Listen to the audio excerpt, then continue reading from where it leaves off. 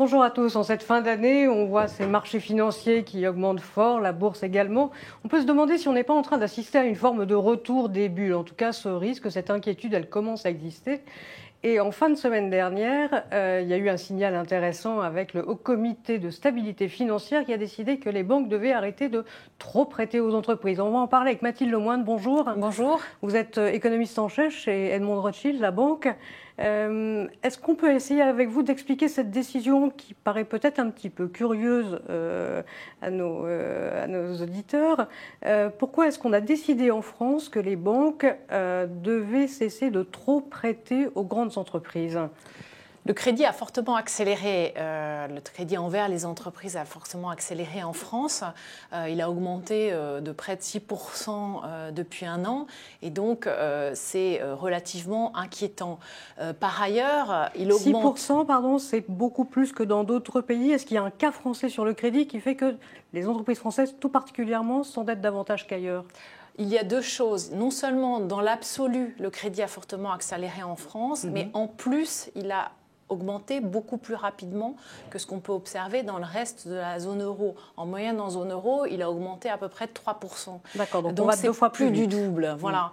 Et la croissance des crédits aux entreprises en France explique plus de la moitié de la croissance des crédits en zone euro. De toute la zone donc euro. C'est inquiétant à double titre, parce que ça veut dire que la croissance française est déséquilibrée, mais aussi parce que ça gêne la Banque centrale européenne, puisqu'elle voit que le crédit accélère trop vite dans un pays et pas assez dans les pays du sud de l'Europe, où là, le crédit aux entreprises continue de ne pas augmenter. Parce que typiquement, si on se dit qu'il faut calmer le crédit parce qu'il accélère trop, pour une banque centrale, la réponse évidente, c'est de dire j'augmente les taux d'intérêt. Pourquoi est-ce que là, on décide de faire autre chose, c'est-à-dire une mesure dans laquelle les autorités financières imposent aux banques de limiter, de décélérer sur le crédit?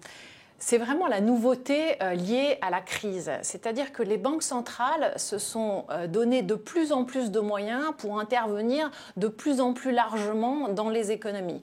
Donc, comme elles veulent maintenir les taux d'intérêt bas pour faire en sorte que les stigmates de la crise soient effacés, que le crédit accélère, mais en même temps qu'elles puissent juguler pour éviter la formation de bulles, la croissance du crédit dans certains secteurs, dans certains pays en particulier pour la Banque centrale européenne, les banques centrales et les autorités financières nationales se sont dotées de nouveaux instruments qu'on appelle mesures macroprudentielles et donc qui permettent aux banques centrales d'utiliser d'autres instruments pour forcer les banques à changer leur politique de crédit indépendamment du niveau des taux d'intérêt.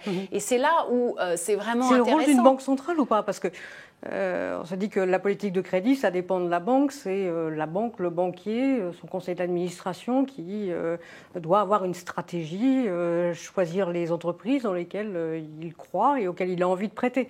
Et là, on a une autorité publique, monétaire en l'occurrence, qui dit...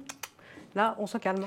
Les banquiers centraux ont été considérés comme les sauveurs de la planète, puisque après la crise financière, ils sont intervenus pour justement éviter une forte déflation.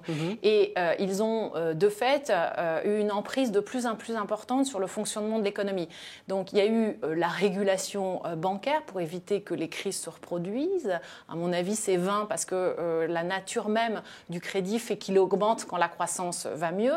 Mais parallèlement à ça, les banquiers centraux se sont dit qu'ils étaient mieux placés que les banques ou les gouvernements pour savoir quel était le bon niveau de crédit pour une économie. Et c'est là où je pense qu'il y a une erreur, parce que dans une économie de marché, ce qui fait qu'une économie de marché crée de la croissance, même si après on utilise la redistribution pour limiter les inégalités, c'est quand les signaux prix sont les bons.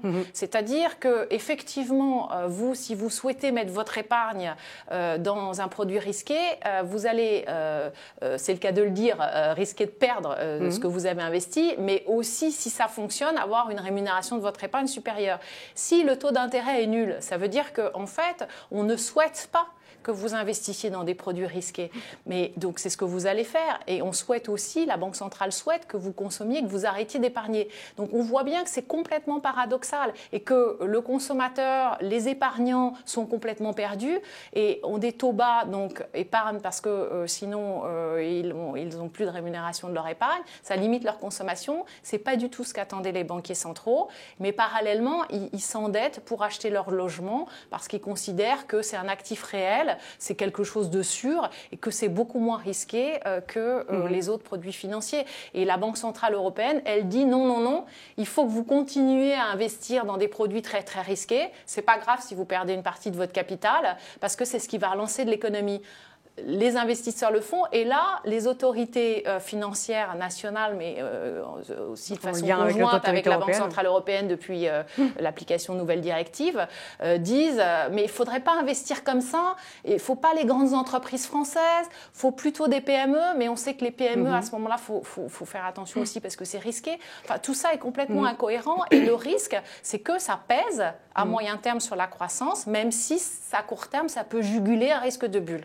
Oui, parce que là où on peut donner raison malgré tout aux autorités financières, c'est qu'effectivement cette accélération du crédit, elle est souvent annonciatrice de quelque chose. C'est un indicateur avancé, intéressant de crise potentielle ou en tout cas de bulles qu'on peut craindre de voir éclater un peu plus tard. Effectivement, de nombreux travaux économétriques ont montré que le crédit en pourcentage du produit intérieur brut est un indicateur avancé des crises.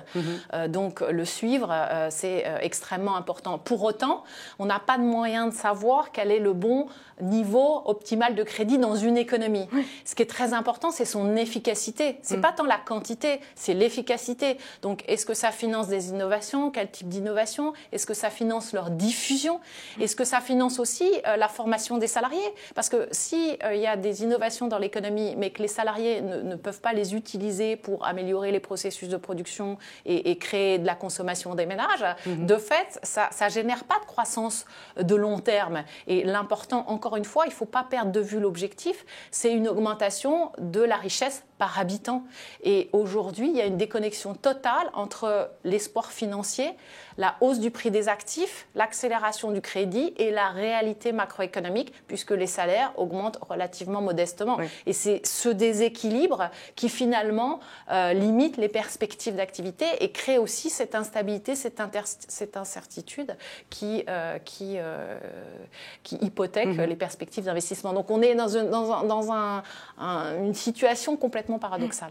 Très bien, écoutez, ça nous fera beaucoup de sujets de réflexion certainement pour toute l'année prochaine 2018 qui s'annonce. Merci beaucoup Mathilde Moine. Merci à vous. Tous. Très bonne journée.